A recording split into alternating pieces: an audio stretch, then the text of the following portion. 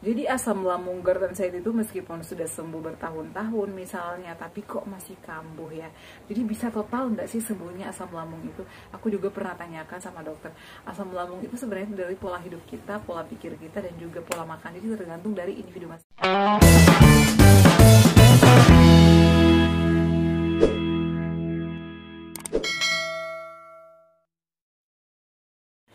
Assalamualaikum warahmatullahi wabarakatuh. Halo semuanya, selamat datang kembali di channel aku, Adeva dan Bunda. Apa kabarnya nih? Semoga semuanya sehat selalu ya.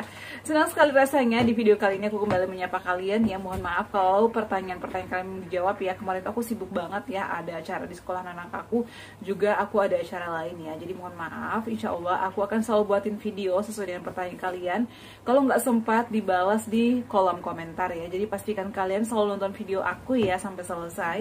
Jangan lupa juga di subscribe ya, dan juga nyalakan lonceng notifikasinya agar kalian mengetahui video-video terbaru aku. Nah, jadi kemarin itu ada yang bertanya lagi ya, aku nggak mencantumkan namanya, yang jelasnya banyak, ada beberapa orang. Bun, kalau asam lambung sudah sembuh ya, asam lambung GERD sudah sembuh itu apakah masih bisa kambuh?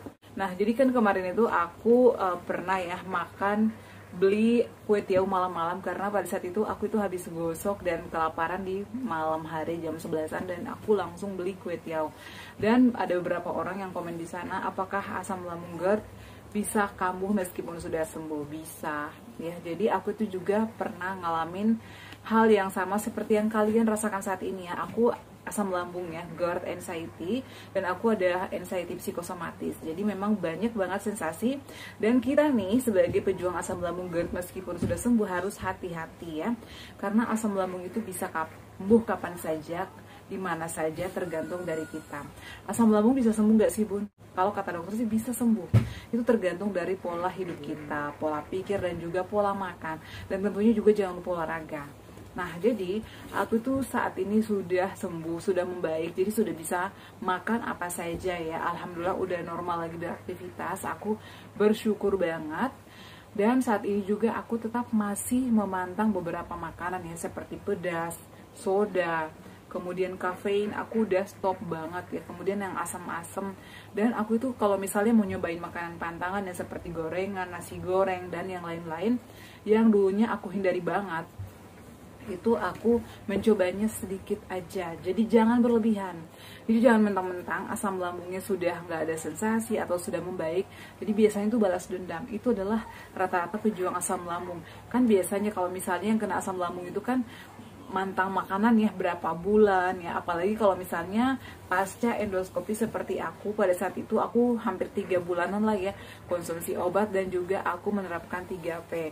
Tapi karena aku ada gastritis ya, ada radang lambung ya, jadi mah ya, ada sedikit radang di lambung aku yang menyebabkan gasnya berlebih, makanya aku banyak banget pantangan yang aku hindari. Banyak juga yang komentar dari kalian, Bun, kok apa-apa nggak boleh dimakan sih? Ya jadi kalau misalnya kalian mau nyobain boleh, tapi jangan berlebihan ya teman-teman ya. Aku itu memantang atas kemauan aku sendiri, karena memang aku trauma. Jadi kalau misalnya udah sembuh, tetap aja terapkan 3P-nya. Boleh nyobain makan apa aja, tapi sesuai dengan porsinya. Kemarin ada yang udah sembuh 3 tahun, ada yang udah sembuh 4 tahun, bahkan ada yang udah sembuh 9 tahun. Itu luar biasa banget lamanya, masih bisa kambuh. Karena dia sering makan mie, kemudian makan pedas, sering ngerokok, begadang. Itu adalah pemicu utama.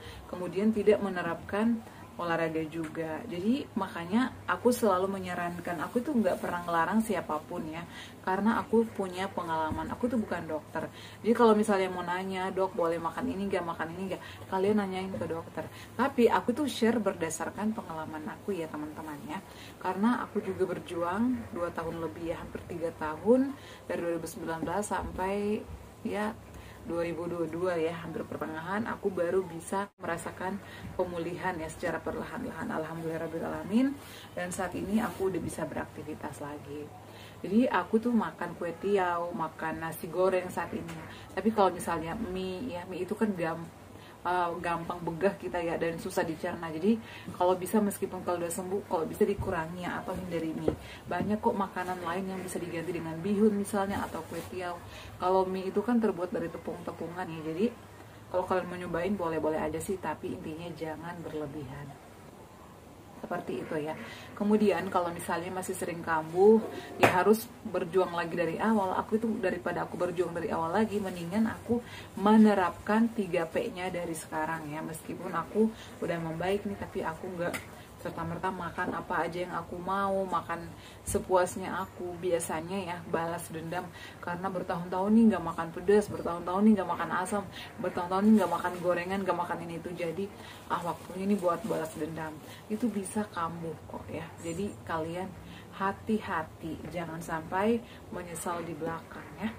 Meskipun kita udah konsumsi obat-obatan, tapi kalau misalnya tidak menerapkan 3P-nya, tidak menerapkan olahraganya, itu bisa kambuh. Karena banyak juga dari kalian pun, aku tuh udah hindari banget tantangan, udah konsumsi obat-obatan, dan juga udah olahraga, tapi kok masih bisa kambuh ya. Dan juga sensasinya banyak banget. Biasanya itu dari faktor pikiran juga. Karena selain makanan ya, pemicu utama asam lambung kamu itu adalah dari faktor pikiran. Aku itu yang menghambat penyembuhan aku ya pada saat itu adalah dari faktor pikiran. Aku tuh orangnya dikit-dikit mikir, dikit-dikit baperan ya. Apalagi kan aku ada gastritis, anxiety psikosomatis. Jadi berita apapun itu dicerna sama aku ya, dicerna dibikin panjang lebar. Itu yang membuat gastritis aku sulit sembuh. Tapi setelah aku konsultasi dengan dokter, ngobrol dengan beberapa teman aku yang udah sembuh dari GERD, alhamdulillahnya aku bisa terbebas dari itu. Dan aku alhamdulillahnya nggak ke psikiater ya. Aku tuh selalu rukyah diri aku karena ini banyak pertanyaan dari kalian, Bunda sempat ke psikiater nggak sih? Alhamdulillahnya enggak. Aku hanya rukyah diri aku sendiri, aku melakukan hobi aku melakukan relaksasi. Jadi kalau misalnya pikiran aku udah mulai kacau, udah mulai mikir aneh-aneh, maka aku langsung melakukan hobi aku, melakukan relaksasi. Dan juga biasanya sih aku konsultasi ke dokter, ngobrol sama teman-teman juga yang sudah sembuh dari GERD. Seperti itu sih ya tips dari aku. Jadi tetap terapkan pola makannya, pola pikirnya, pola hidup sehatnya. Kalau mau cobain makanan apapun jangan berlebihan ya, karena penyesalan itu selalu di belakang. Dan asam lambung GERD itu mengajarkan kita untuk hidup lebih baik lagi. Makan sesuai porsinya, jangan baperan, jangan gak enakan. Pokoknya kita harus merubah semuanya ya. Jadi seperti itu ya. Buat yang bertanya kemarin, asam lambung bisa kambuh meskipun udah sembuh? Bisa ya, bisa kambuh kapan saja, di mana saja, dan bisa terjadi sama siapa aja. Karena asam lambung yang udah kambuh itu banyak banget ya. Kemarin juga dari sosmed aku yang lain juga banyak yang komen, Bun aku udah membaik, tiba-tiba kambuh. Ternyata dari pola makan, pola pikir, dan juga pola hidup mereka yang tidak teratur. Oke ya, semoga bermanfaat video aku kali ini. Terima kasih yang selalu setia menonton video-video aku. Dan jangan lupa untuk terus dukung channel aku ya, Adeva dan Bunda, dengan cara like, comment, share, dan subscribe. Assalamualaikum warahmatullahi wabarakatuh. Sampai ketemu lagi di video-video aku selanjutnya. Bye.